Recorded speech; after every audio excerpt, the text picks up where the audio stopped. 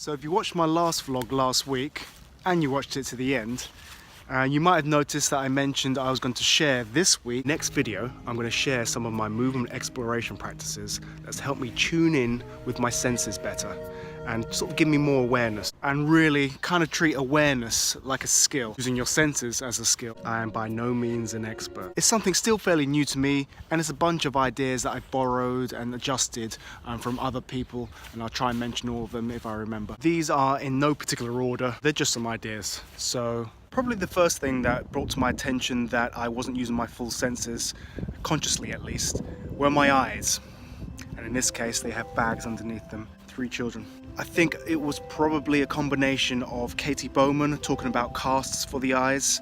I thoroughly recommend you check out any of her work, in particular Movie DNA, and I love Movement Matters. Yes, as the term suggests, a cast restricting full range of movement, and as a result, the ability, things atrophy. So glasses can be a cast in regards to we don't get to use our peripheral vision. Only looking this close at screens, living in a city and never being able to see more than a few hundred meters, let alone miles into the distance. So diversity and variety is key here. Near to far, near to far. From a kind of wilderness skills and bushcraft perspective, the perspective of just noticing things. My friend and a colleague, Mcnutt of Woodsmoke, essentially standing and scanning an area of woodland, for example. This is one of the tasks that I found was really simple but effective. Thinking of the view you have as a grid and splitting it up, going from right to left, because in the Western world we're so used from going to left to right, and basically scanning the top strip, checking in near and far what you see,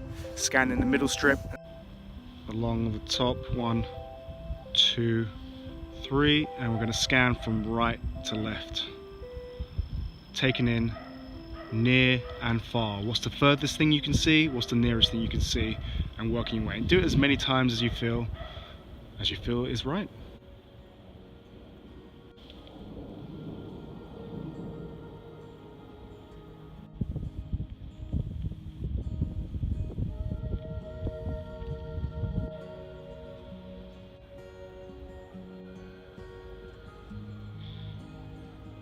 Now, do you have to be in a natural environment?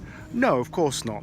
But I think it certainly helps, and it is nice. So whether a park, any sort of green space, if you can get into the woods, fantastic. Any green space will do. But even in an urban city environment, tuning into your senses, I think could be useful perhaps. Have a look at the different textures, the different colors. If it's rained recently and the ground is suitable for tracks, have a look for some, even if you don't know what you're doing. At the very least, especially in muddy areas, you'll spot some dog tracks and some human tracks. It's just a way to tune in and to pay attention to your environment instead of just walking around like a zombie. Paying attention to the sounds around you. So often, especially if you live in a noisy city, one feels that they have to almost tune it out because of the hyper normalized noise, just almost too much. But when you go somewhere quiet like the woods, I know I'm over romanticizing the woods, with all that noise sort of pushed to the side, you get to tune into the delights of crunching leaves, birds singing, sounds of the wind. It's quite intuitive, I believe, for most people in the right setting and in the right frame of mind. I've also done simple things to enhance this by, say, for example, closing my eyes and just listening, especially if up a tree and it's a windy day. I'm feeling the nice swaying of the tree. Something that I really enjoyed recently, I've incorporated a lot into my own practice and shared with others. A nice take on it via Thomas Lab English at one of his workshops. So we'd stand close together in a group, close our eyes. He would tell us to take our thoughts to that which we can hear, the closest thing to you, the thing furthest away. Really beautiful way to just set the tone and be present. Closing your eyes, staying still, are all simple things you can do to really highlight and exaggerate the sound, allowing you to tune in with less distraction. So already we have some simple things we can do to get in touch with our physical sensations. Just being outside is going to give you a more embodied experience. Texture, the sights, the sounds, the smells. Simply walking barefoot, for example, climbing trees. All the variability of the terrain, slopes, and natural surfaces. So already we have a few ideas to use your senses to help you pay attention to where you are. You could take that literally, where you are in the environment, but it can also help you look inward and give you context. But with those tasks, it isn't necessarily obvious how they might help you integrate those physical sensations with your thoughts, feelings, and your movements within the environment. So what I'm exploring currently at the moment is to try and move with a set task of maybe emphasizing a certain sense or restricting a certain sense, to then discover my tendencies, my habits. Am I over-reliant on sight, for example? Do I neglect how sound influences me because I'm so used to tuning it out? And that might then reveal some thoughts and some feelings through the process of movement. So how is your movement influenced by thoughts, feelings, and physical sensations? Now, this first idea I got from a lady called Sandra Reeve. I read her book, The 9 Ways of Seeing the Body, an amazing book, and it's heavily influenced today's vlog and last week's vlog. I might begin by walking in any variation that I like. That could be, just walking upright, crouching down low, hopping, stepping, slow, fast, any variation of walking, and paying attention to how I place my feet. To give you some ideas, do you go heel first, heel to toe, toe to heel, on the outside more, the inside edge? Are you focused on placing your foot down or lifting off?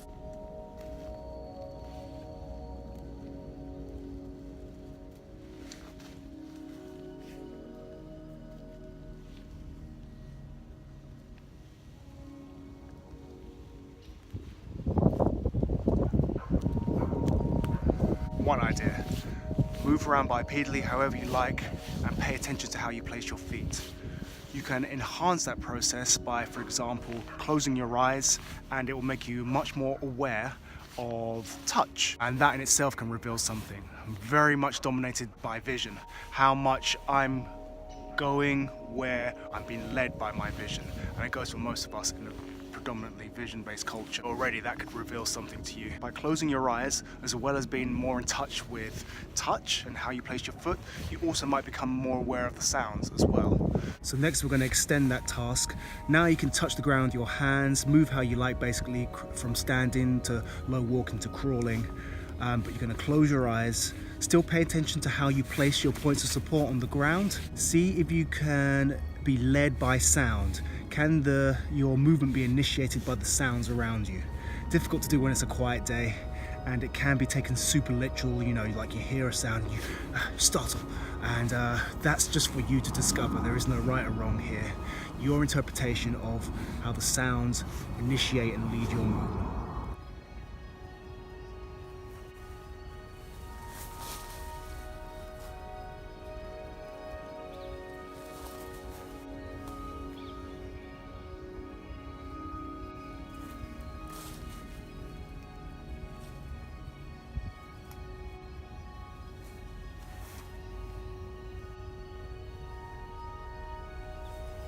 So after that, I might suggest that you open your eyes and try again. Pay attention to the sounds around you and see if your eyes can follow your movement rather than lead your movement. As mentioned before, this is pretty tough for me, so you might find it tough also being very visually orientated. So softening the eyes might help a little bit. So if, like me, your eyes are still very active in directing the movement, then another idea from Sandra Reeve that is super fun to do in its own right is to start changing your point of view by using angles. The angles of your body structure can orientate your vision and lead your vision. Your body structure and the relationship between that of the environment, the angles you can create together, and imitating the environment, using shapes of the trees and so on around you to open up some ideas. Think about almost creating a window or a line or something to then lead your vision. Lines that match the environment, imitate certain elements of the environment. See how that changes your orientation. Can you change the regular way you orientate your head by using these different angles with the environment? I'm not doing a great job at explaining it, but that's why you should go and buy the book. So through the movement in this task, especially if you take the time to perhaps video yourself and just be aware of your thoughts and feelings. From a physical sense, you might see that your sense of sight is very much connected to your head, your neck and your spine, as where you move is led by your vision, and you can start to see that perhaps in the shapes of your body. From a thought perspective, you know, to me, vision tends to suggest like a very sort of analytical approach to things. That's maybe just my perception of it. That translates into the thoughts and feelings it brings up of, especially if I'm looking at myself on video, to being very self-critical. I'm highly critical of myself and always thinking I could do better. Looking at my movement more and the patterns and habits it brings up is helping me to soften. Just as my gaze softened, I'm softening my highly critical self-talk.